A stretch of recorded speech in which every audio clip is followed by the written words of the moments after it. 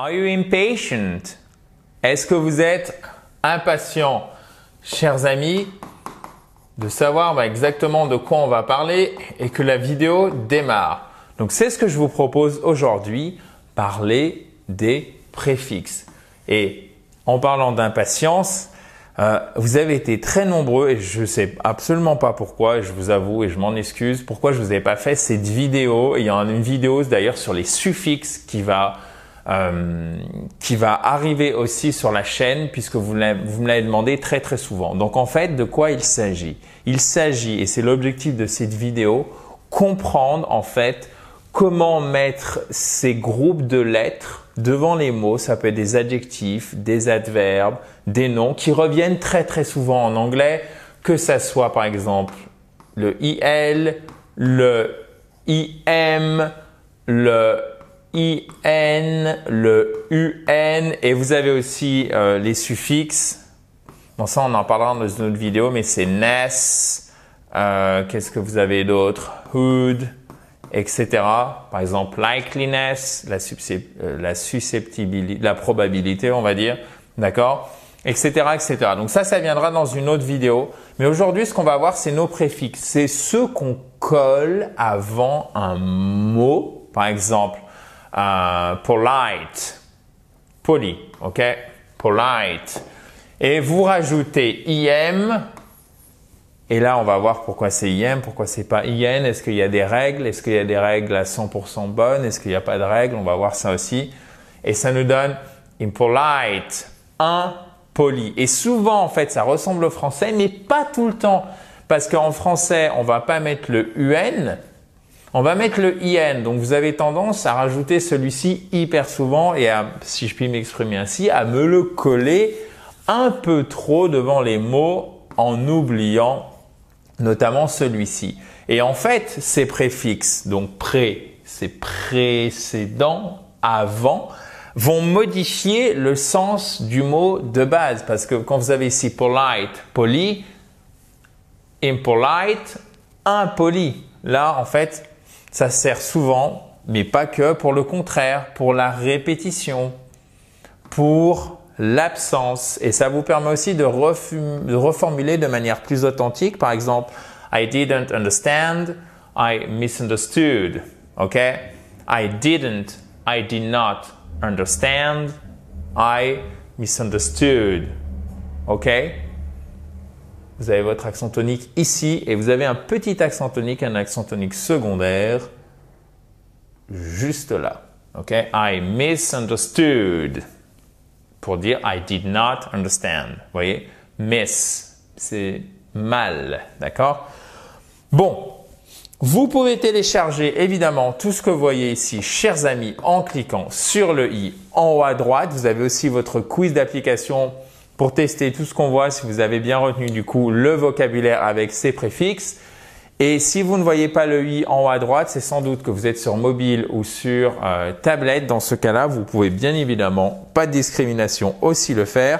Télécharger le PDF, faire votre quiz d'application en appuyant sur le lien qui est dans la description. Ça va s'ouvrir dans un nouvel onglet, ça ne ferme pas la vidéo, donc ne vous inquiétez pas. Donc, on va voir les principaux préfixes, même si évidemment c'est une liste perso, donc il y a forcément une part, vous en conviendrez, d'arbitraire. Donc, vous avez le IM, le IL, le IR. Et vous en connaissez en fait déjà des mots. Comme par exemple, illegal.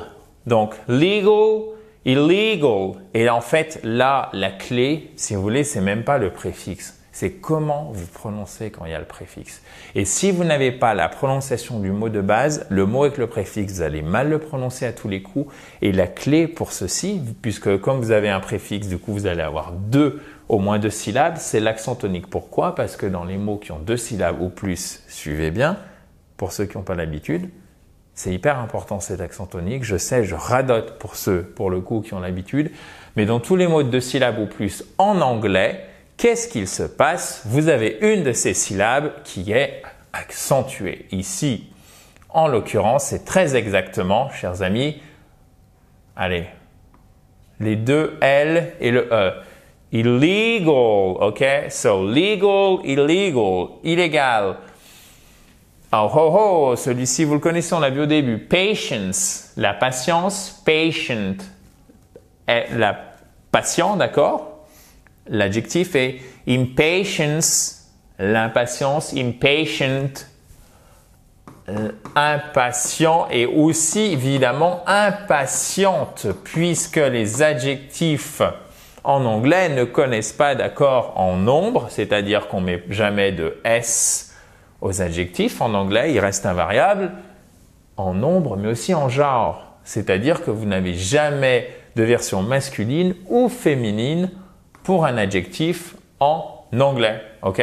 Donc, vous n'aurez pas la différence entre impatient et impatiente, en plus des préfixes.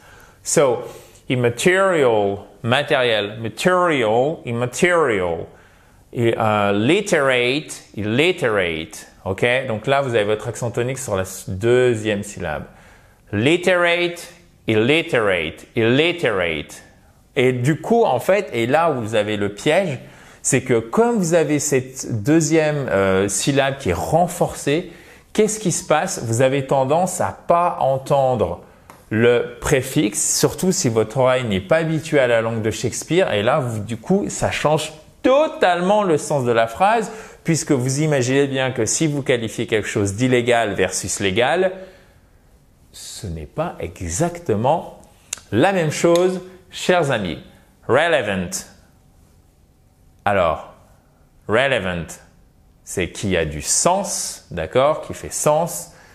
Irrelevant, hors de propos. Responsible, responsible, irresponsible. Et là, vous voyez, vous avez votre apostrophe ici qui signifie que ici, vous avez votre accent tonique. Responsible, responsible. Mais ici, vous avez, c'est pas un apostrophe, c'est mis en dessous. Pourquoi? Parce que c'est aussi un accent tonique, mais il est secondaire. Irresponsible. Donc, c'est pas irresponsible, mais c'est irresponsible. Irresponsable. Ça ressemble beaucoup au français, mais attention, mais pas tout le temps. Donc, méfiez-vous à ne pas faire une correspondance exacte. Et malheureusement, il n'y a pas forcément de règle pour savoir quand est-ce qu'on met le IM, le IL, le IR. Sauf que quand même, on peut dire que pour les mots qui commencent par M et par P, on va mettre IM.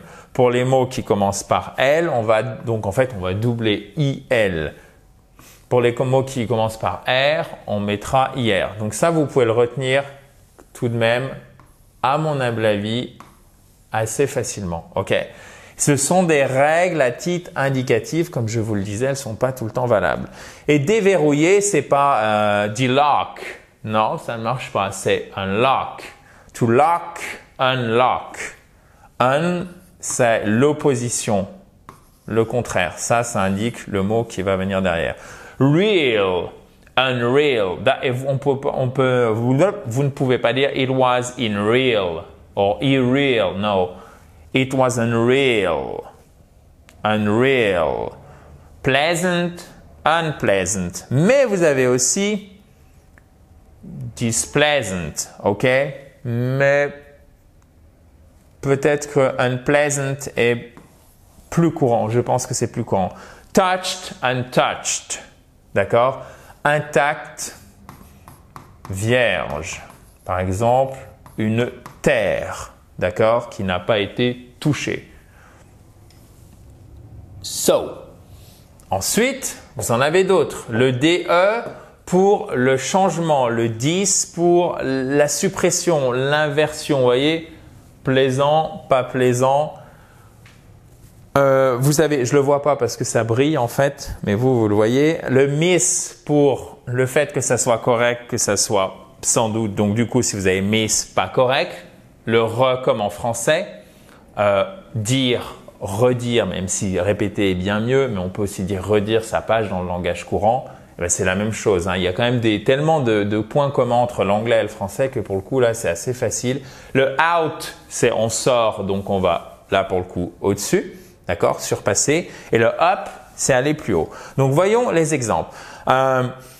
Demotivate, demotivated, démotivé. Dehydrate, dehydrated, déshydraté, disqualify, disqualifié. Et là, faites attention. Agree, To agree with someone, c'est être d'accord avec quelqu'un.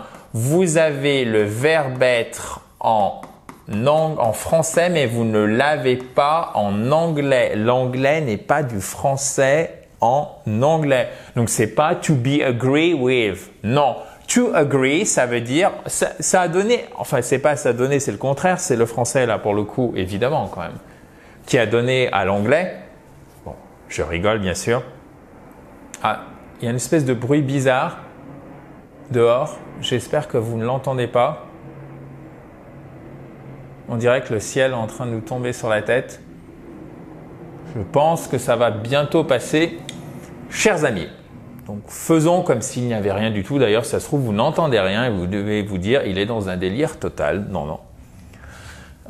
Je vous assure qu'il y a vraiment du bruit dehors. Donc, to agree, en fait, c'est agrément. Voilà, je reprends le fil. Donc, vous voyez, vous le retrouvez dans des mots comme agrément. En fait, c'est agréer avec quelqu'un. Donc, être d'accord.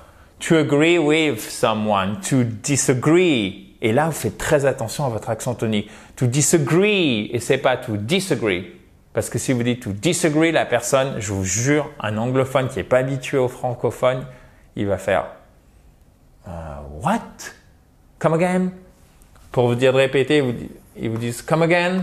Ça veut dire, vous pouvez répéter littéralement, viens encore, redis, reformule. Come again. Disagree. Oh, disagree. Yes. Disagree. Et c'est pas disagree, c'est disagree. Ne pas être d'accord. To disagree with someone. Donc, je referme mon aparté. To misalign. Décalé, ou to be misaligned, être décalé, misaligned, et vous faites très attention, misaligned, c'est l'accent tonique qui est sur la deuxième, l'accent tonique est sur la dernière syllabe. Misguided, et là c'est pas misguided, non c'est misguided, parce que c'est to guide. On rajoute le ed pour faire notre adjectif qui est en fait un participe passé utilisé comme adjectif, guided, guidé, comme en français, mal avisé, donc avisé, mal guidé, mal avisé, misguided, ok? Donc, si vous maîtrisez en fait la prononciation de base, ce sera facile après de maîtriser les préfixes. Mais si vous maîtrisez pas la prononciation de base, vous pouvez faire un exercice sur les préfixes, les rajouter, vous n'allez pas prononcer correctement et du coup, ça vous servira à rien ou vous allez apprendre des erreurs. Vous voyez, donc c'est pour ça qu'il faut faire les choses dans l'ordre et avoir un minimum, même si je sais que ce mot n'est pas à la mode, mais c'est tout de même tellement plus efficace et donc d'autant plus plaisant avoir un minimum de rigueur. Mais vous allez me dire, mais comment je le sais? Eh ben, c'est pour ça que je suis là, chers amis, pour vous aider à bien parler anglais à chaque fois sur des thèmes bien particuliers. C'est pour ça qu'on cible les vidéos. Consider, considérer, to consider, to reconsider, reconsidérer, ok? To reconsider, to reconsider, to reconsider, to reconsider, rewrite. Et c'est pas to write, ok? C'est to write. Faites attention. Vous devez avoir une espèce de sirène d'alarme qui s'allume quand vous avez un WR. Là, vous dites, oh là, est-ce que je le prononce? Souvent, non. Par exemple, qu'est-ce qu'on a d'autre? Tout simplement au prétérit. Voilà. Au prétérit, c'est wrote. C'est pas wrote. Wrote. To write. To rewrite, est-ce que c'était ça? Yeah. To rewrite, c'est réécrire. To reconsider, reconsidérer, être plus nombreux que. Donc, number, c'est le nombre, la quantité, d'accord? Et to outnumber someone, something, a group of people, un groupe de personnes, c'est être plus nombreux que. OK? To outnumber. Vous avez aussi faire preuve de plus d'intelligence que. Vous voyez, en français, comme on est obligé de délayer, alors c'est pas moins bien, c'est pas mieux, c'est pas pire, etc. Pas du tout. mais c'est une autre façon de faire. On est obligé de délayer en français pour dire faire preuve de plus d'intelligence que. Là, toute la force et la beauté de l'anglais, en fait, c'est que c'est une langue qui est extrêmement plastique, très souple, dont vous pouvez assembler différents composants, dont vous pouvez synthétiser en assez peu de lettres et surtout assez peu de mots une idée bien précise. Smart, intelligent, out, en dehors, surpasser, là c'est notre préfixe. To outsmart, en un mot, c'est faire preuve de plus d'intelligence que. D'accord? Voyez? Donc c'est là où l'anglais, en fait, quand on a compris ça, on se dit « Ah, c'est sympa comme langue, c'est différent. » Ah, évidemment, il faut aimer un petit peu ça.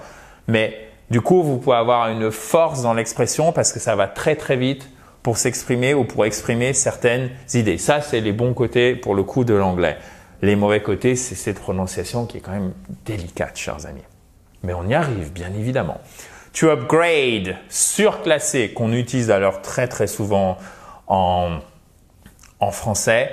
Ok, grade, c'est la note. Upgrade, c'est monter en fait d'un cran. To upgrade, surclasser. Et alors, on va un petit peu plus loin, si vous le voulez bien, pour être complet. D'ailleurs, la Seconde Guerre mondiale, c'est comment? C'est World War II. On a un ordinal en français, donc Première Guerre mondiale. Ok? En anglais, pour Seconde Guerre mondiale, c'est World War II. Ok? Et vous l'avez, alors parfois, vous avez vu ici, là, on a un tiret. Donc, on va voir, est-ce qu'il y a un tiret, est-ce qu'il ne faut pas un tiret? An American, an American, qui est non conforme à la culture des USA. Alors, j'ai mis des grosses guillemets ici. Pourquoi? Parce que, évidemment, des gros guillemets, un guillemet, une guillemet, non. Un guillemet ou une guillemet? Je sais que vous allez me reprendre, donc du coup, j'essaye. Un guillemet. Un guillemet. Je vous avoue, à chaque fois, en fait, quand je fais la vidéo, j'ai oublié le bon genre. Ça arrive. An American, non américain. Alors, évidemment, avec des guillemets, pourquoi? Parce qu'il y a tout ce côté patriotique ou non aux États-Unis, donc je veux surtout pas rentrer dans de la politique. Là, j'ai fait une traduction qui se veut neutre.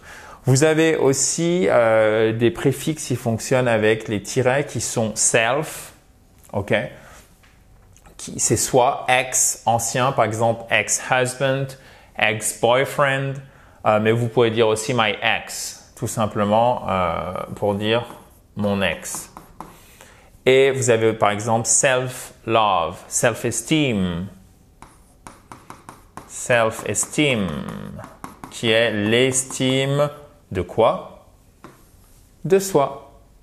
Par exemple aussi quand vous avez deux voyelles, pour éviter, vous voyez là si deux A qui suivent, c'est pas du tout naturel en anglais, c'est pas du néerlandais, c'est pas de l'estonien. Vous avez parfois ces deux voyelles, si je dis pas de bêtises, oui, il me semble bien qu'en néerlandais vous l'avez. Vous avez les deux A qui se suivent, donc là vous mettez un tiret. Ultra ambitious. Ambitious. Vous voyez là, si vous prononcez pas correctement ambitious, avec notamment l'accent tonique, ambitious, ici, ultra ambitious, ultra ambitious, ok? Là, vous êtes coincé du coup pour ajouter le préfixe, c'est pas le préfixe qui va vous permettre de bien prononcer le mot. Ultra ambitious, ultra ambitieux. Et alors, parfois, vous avez certains mots, là on va vraiment loin, qui s'écrivent avec tiret ou sans tiret, notamment avec le non, over, under et le co. Par exemple, coworker, le collègue, avec ou sans tiret. Underskilled, sous-qualifié, overrated. Moi, par exemple, vous voyez, c'est vraiment une question de style là pour le coup. Non-compliance, non-respect. Comme là, en fait, on a un préfixe et un nom bien différents. Moi, j'aime bien l'écrire avec le tiret. Mais là, overrated, je trouve que c'est moins clair la différence entre le préfixe et l'adjectif. Comme un adjectif a quand même, à mon sens, moins de force qu'un nom. Du coup, je les mets en un seul, je vais y arriver, d'un seul trait. Et pareil pour underskilled, ok? Et coworker, j'aurais tendance, comme ici on a un nom et un préfixe, en fait, à utiliser la forme avec le tiret. Coworker, worker, work, le travail, worker, l'ouvrier, le travailleur, co et pas co, hein, coworker, celui qui travaille avec vous, le collègue, ok? Et vous avez, en fait, ça vient de cum, cum c'est avec en latin, chers amis. So, I hope you've liked it. J'espère que vous avez apprécié. Si vous avez la moindre question, vous n'hésitez surtout pas. Vous pouvez mettre ça juste en dessous dans un commentaire. Vous pouvez récupérer le PDF, chers amis, bien évidemment. Je vous laisse quand même les notes pour le coup, là, pour la fin. Et faire le quiz d'application en cliquant sur le i en haut à droite ou si vous n'avez pas le i en haut à droite, vous avez le lien dans la description si vous êtes sur mobile ou sur tablette pour avoir le quiz et le PDF, bien évidemment, en accès libre. À très vite, à très bientôt, dans la joie et la bonne humeur. Bye bye, have a nice day.